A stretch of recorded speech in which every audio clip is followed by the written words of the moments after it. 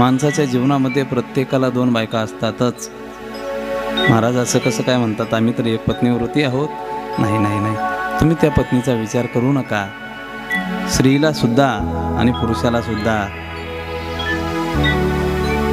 माणसाच्या जीवनामध्ये एक दुर्बुद्धी असते आणि एक सुबुद्धी असते.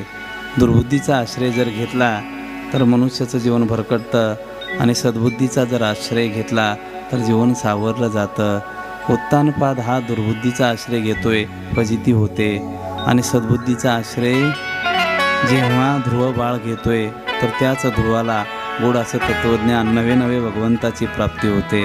म्हणून तुकोबाराय भगवंताला विनंती करतात, दुर्बुद्धी ते म्हणा कदा नकोजो नारायणा, आता मजैसे करी चित्ती तुझे पाय धरी.